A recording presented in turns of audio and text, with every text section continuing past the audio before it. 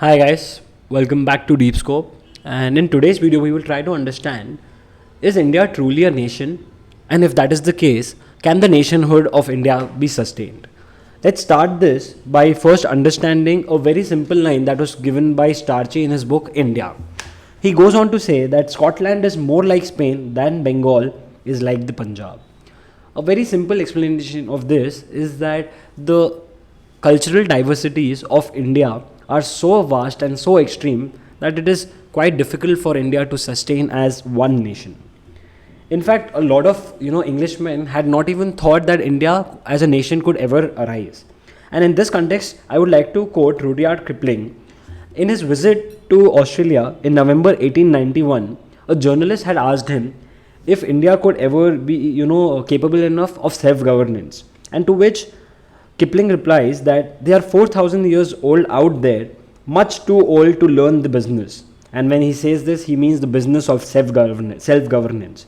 Law and order is what they want, and we are there to give it to them, and we give it to them straight. So even the idea of India being capable enough of exercising self-governance was rejected or never imagined by the Englishmen until 1900s. And that is why it is very important for us today to understand, is India truly a nation, right? And if is India a nation in the classical sense, like that of France or Japan, or is it something even more complex? Since 1947, the time of India's independence, several historians, political scientists and thinkers have asked what binds this vast subcontinent into one nation.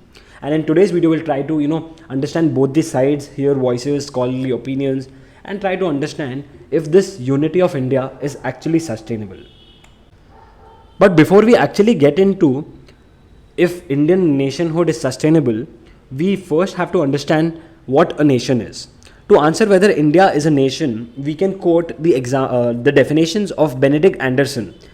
In his work Imagined Communities, he calls a nation as an imagined political community, imagined as limited and sovereign. So basically, in other words, he says that a nation exists because people believe they share bonds, either historical, cultural, or a very common purpose, even if they'll never meet every fellow member of the nation. Now, Anthony D. Smith, also, who is an ethno-symbolist, goes on to say that a nation is a human community with a historic territory and shared myths and memories.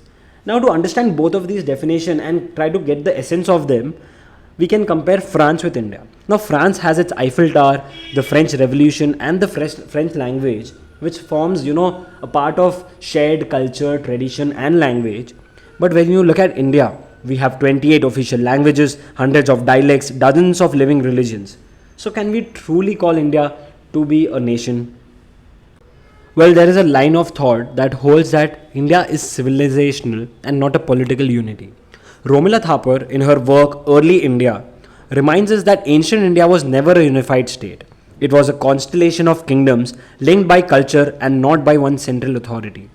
In fact, in the same line of thought, Ernest Gellner, who is a scholar of nationalism, argues that the nations are products of industrial society, which in itself is a modern phenomenon. Under his view, India only became a nation at the time of its independence and not centuries ago. To substantiate these arguments, we can take into the example of Ashoka. Now, before Ashoka came, there was no single Indian army. In fact, in 185 BCE, India was a dozens of kingdoms. And now compare that to the French monarchy, which by the Renaissance ruled over most of today's France. Whereas now, if you look into another line of thought, that is, India has deep-rooted pluralism and regional identities. And these regional identities can sometimes also lead to subnationalism and nationalism. Now, Partha Chatterjee, in the work The Nation and Its Fragments, writes that India's nationalism is twofold: a discovery of the people and an invention of the state. Regional identities like linguistic, cultural, caste often feel more immediate than a pan identity. Now, take for instance Kashmir. Article 370 once recognized Kashmir's special status, and its revocation in 2019 sparked a massive debate about the limits of India's unity. In the northeast, for instance, there have been always cases of insurgencies in states like Nagaland and Assam, and the recent incidents like that of Manipur show that persistent regional demands are relevant even in today's time. These deep pluralism challenges the idea that India naturally fits into the mold of classical nation state.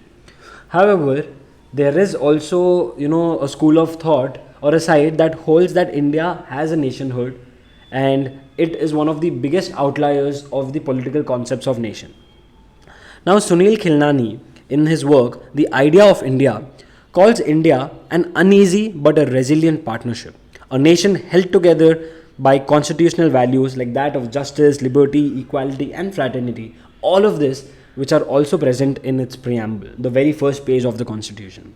The first Prime Minister of India, that is Jawaharlal Nehru, has famously said, India is not a mere geographical expression.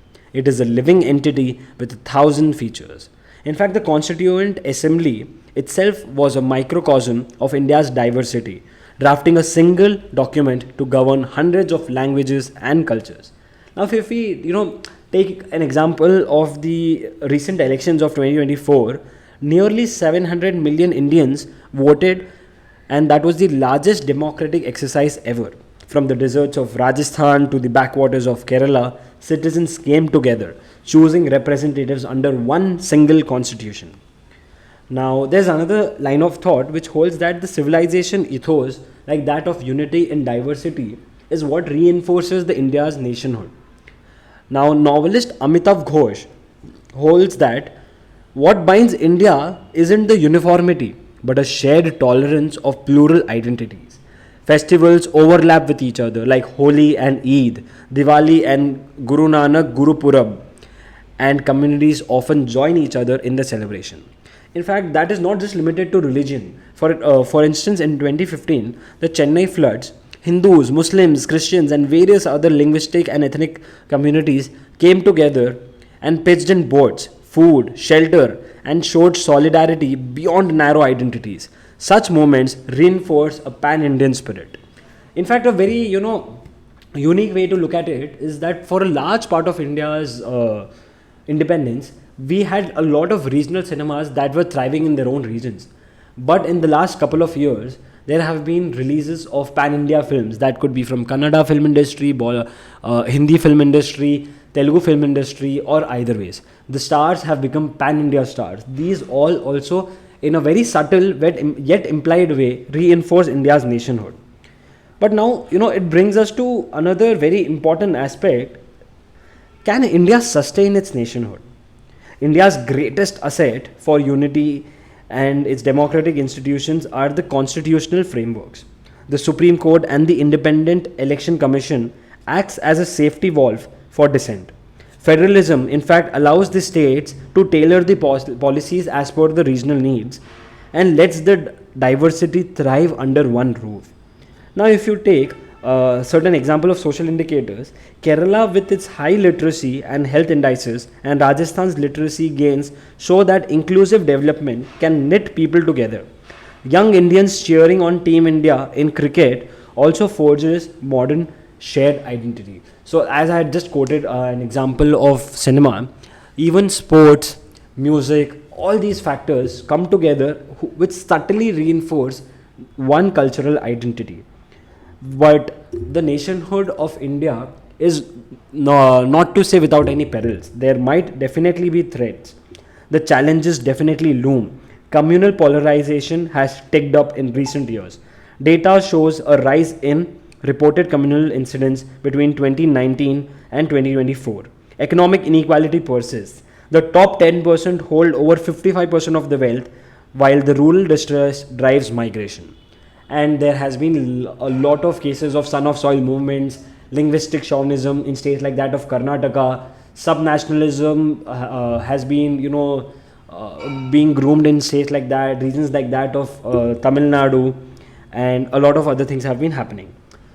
Now, this basically brings us to a very the end of the video, where we will try to understand, is India a nation? History shows us that it's not a finished product, but an ongoing project, an imagined community continuously reimagining itself. Its unity rests on constitutional ideals, democratic practice, and a shared civilizational ethos. but also on each citizen's choice to look beyond the narrow differences. India's nationhood lives as long as we nurture its spirit of unity and diversity. And I believe it is not an exaggeration to say that the fate of Asia hangs on the survival of India as a nationhood. Now, I want you to tell me, what do you think? Is India's unity a living miracle or a fragile promise? Drop your thoughts in the comments below, and if you found this exploration meaningful, give us a thumbs up, share with your fellow aspirants, and subscribe for more deep dives into big ideas shaping our world. Thank you.